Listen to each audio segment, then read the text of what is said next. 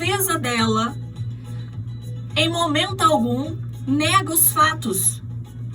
A defesa não nega os fatos. A defesa tenta, na verdade, dizer que a conduta praticada naquelas situações não são consideradas crimes. Mas não nego que ela entrou na casa de 2 eleitores e pagou R$800 pelos votos deles. Caraca.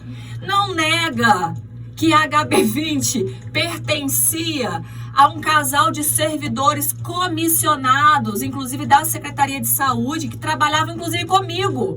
Porque os dois confessaram, eles também não negam isso.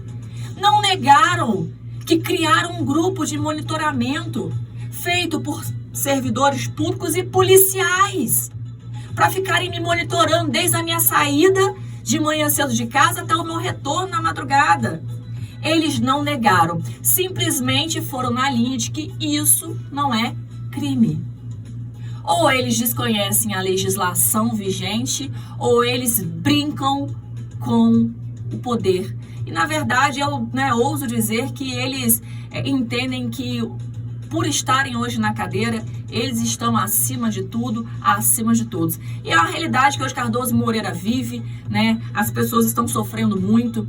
É um governo feito apenas para seus eleitores, não é um governo feito para todos.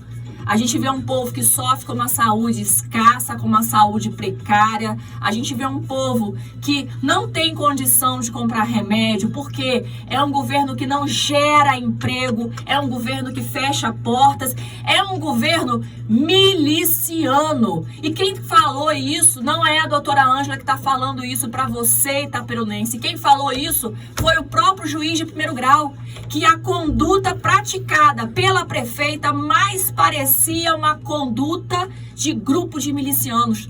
Logo ela, que seu grupo veiculou aí, inclusive a minha imagem, por estar apoiando Renatinho Medeiros, à época, enquanto candidato a prefeito, que é apoiador também de Vaguinho, Daniela, estampou minha foto junto com o Renatinho, junto com o Gilson, e falou assim, apoiadora de miliciano. É engraçado, né? Você dá nome a outros, a terceiro, quando na verdade quem é você. Mas por trás daquele sorriso bonito, oi gente, aquele abraço apertado, uma falsidade em pessoa. Eu convido a itaperunense a visitar a cidade de Cardoso Moreira e ver o estado que a cidade se encontra hoje. Se você for no hospital, nós temos um convênio firmado que eu era secretária de saúde da época, eu assinei o convênio, eu fiz o convênio. Nós temos hoje um hospital que, por não pagar o convênio não recebe mais. Pacientes que ficam dias internados. Por quê? Não tem vaga aqui para a região noroeste, que poderia salvar o Hospital de Itaperuna, que poderia salvar seria Bom Jesus, não pagou o convênio não vai receber. Dívidas com fornecedores, ou seja, tudo aquilo que a gente construiu, que eu construí quando eu era secretária de saúde, foi por água abaixo. A população já nem tenta mais ir, né, na farmácia do pronto-socorro, porque sabe que não vai ter remédio. Teve coragem de mandar embora a neuropediatra, que atendia mais de 400 crianças. Mandou a neuropediatra embora. Então, Irlan, eu acho que a gente está reconfigurando um pouco a política interiorana, né? Porque por meio do trabalho que a gente tem feito, a gente tem mostrado que a gente não precisa estar na cadeira para defender o povo. Claro, quem está na cadeira tem a caneta na mão. Então, a gente, enquanto não eleito, a gente faz o movimento, né? A gente faz o movimento. Mas, de forma alguma, eu poderia me esquivar frente a tantas irregularidades que têm sido proposta pela atual gestão e acatada de forma unânime pela Câmara de Vereadores. Nós temos atualmente apenas um vereador de oposição, né, que é o Danilo, mas, ou seja, de 9 vereadores, nós temos 8 que são base do atual governo, o que dificulta muito todo esse processo. Então, nós formamos aí, né, uma frente popular para que a gente possa estar discutindo pautas de suma importância, né, como a questão do IPTU, como a questão também da SEDAI, que a gente inclusive já fez uma reunião com relação a isso, onde está sendo discutido o porquê que a Prefeitura de Cardoso Moreira sequer recebeu a proposta da SEDAI para poder analisar, saber se a proposta era mais viável ou não. Simplesmente quis ir, não é feito mais nada. Eu vou no bolo, eu pego ali, né, o valor que está sendo proposto, né, os milhões que estão sendo propostos, e simplesmente o povo que se lasque. Vamos falar o português mais claro, que eu estou falando muito de forma técnica, né? Estou falando muito doutora. Vamos falar agora, né, de forma desembaraçada. O povo que se lasque. Porque segundo o atual formato de licitação para que uma nova empresa assuma a gestão da água e do esgoto de Cardoso Moreira, os prédios públicos, por exemplo, não terão isenção. Não terão isenção. A população pagará água e esgoto não tratado. A taxa será maior. O percentual de pessoas com a tarifa social também será menor. Porque vai ser em cima de um índice, então vai cair muito, sendo que Cardoso Moreira hoje, em sua maioria, a população, ela vive de Bolsa Família. São famílias cadastradas no Cade Único, são famílias em situação de vulnerabilidade social. São famílias que têm a taxa social. Então a gente vê que isso a curto, médio e longo prazo é um prejuízo astronômico para a população. Só que a atual gestão não está nem aí.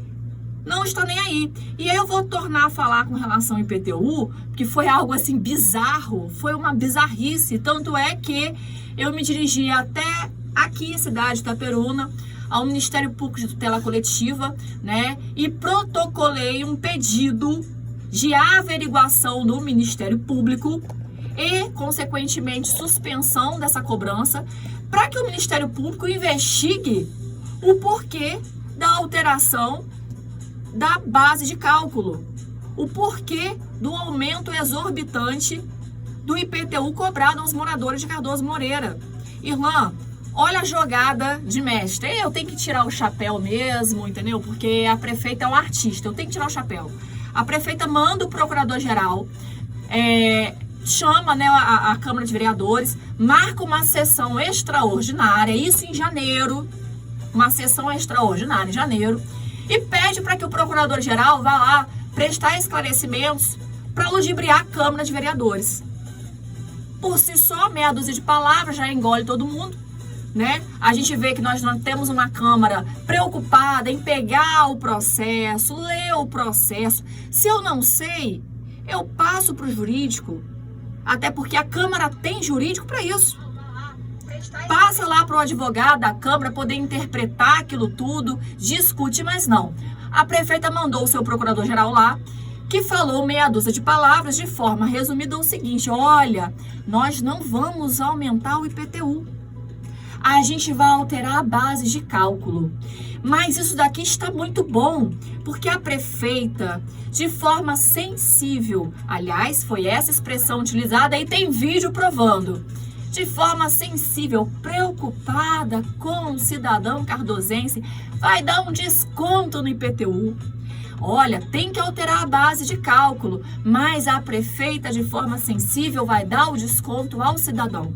Pois bem, a Câmara aprovou o aumento do IPTU e agora, né, o cardosense recebe aí o seu carnezinho, mas não com desconto. Pelo contrário, com aumento que ultrapassa 100% do valor pago anteriormente. Ou seja, é um governo mentiroso, é um governo manipulador que brinca com o sofrimento, brinca com o povo, que está desesperado para arrecadar recurso porque queimou dinheiro público para se reeleger, torrou dinheiro público comprando voto, torrou dinheiro público contratando em massa com RPA, cargos comissionados, e após a eleição fez a limpa, mandou todo mundo embora. Mas a conta chega, os cofres estão esvaziados. E aí a solução? Vamos aumentar o IPTU. O povo que paga a conta. Gente, nossa.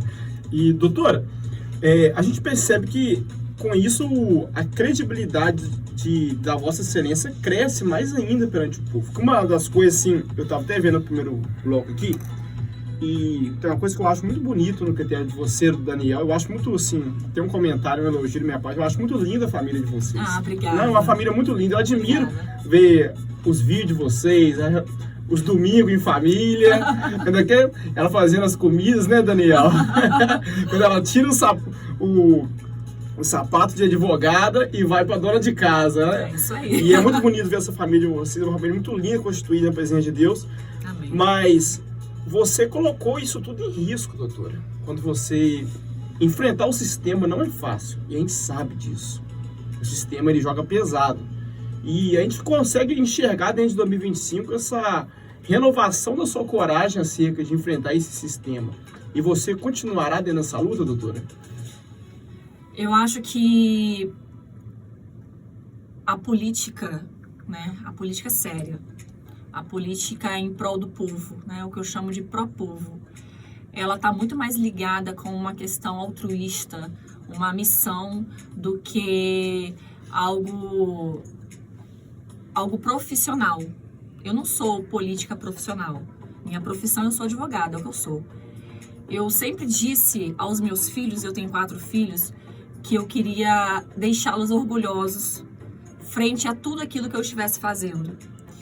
E depois que a gente conhece a realidade da administração pública e a gente vê que o povo sofre tanto por gente ruim, sofre tanto por gente incompetente, por pessoas que não estão nem aí. E aí a gente vê pessoas morrendo numa fila de hospital, a gente vê terapias sendo interrompidas por falta de remédio, terapia sendo interrompida por falta de atendimento médico, exames. A gente vê sofrimento, o povo passando fome por falta de emprego. E quando a gente está lá, a gente vai, poxa, mas eu posso fazer diferente. Eu nunca fiz diferenciação no atendimento, se era governo, se era oposição. Então, a minha filha, né, hoje é advogada, a Brenda mais velha, ela tem me acompanhado. E eu fico muito feliz quando as pessoas chegam para ela e falam: a sua mãe, ela é uma guerreira. O que sua mãe fez, o que a sua mãe está fazendo, nunca ninguém fez. Porque a sua mãe não baixou a cabeça, a sua mãe não se acovardou, a sua mãe continua brigando pelo povo. Mesmo o povo não tendo escolhido ela. Porque essa briga não é uma briga pessoal. Eu entendo que muitas dessas pessoas deixaram de votar em mim, aceitaram vender os seus votos pelo desespero. Não estou justificando o ato, mas eu conheço a fome, porque de lá eu vim. E eu sei que quando falta tudo dentro de casa, quando você tem filho, talvez você esteja disposto a fazer muita coisa. Talvez não tudo, mas muita coisa. E essas pessoas venderam seus votos certamente por um motivo muito justo. Não correto, mas muito justo. Porque o meu eleitor, ele é o eleitor, né, do voto de consciência, do formador de opinião. Mas aquele eleitor que simplesmente acompanhava, que gostava, que acreditava, quando recebeu a visita da prefeita ou de alguém da sua coordenação que ofereceu ali 1.000, 2.000, 3.000. Eu sei de casos que um voto foi pago R$3.000, não aguentou e vendeu. Então, Irlan, eu tô querendo dizer pra você o seguinte: eu não preciso estar numa cadeira para continuar brigando pelo povo. Mas tenho ciência, e o povo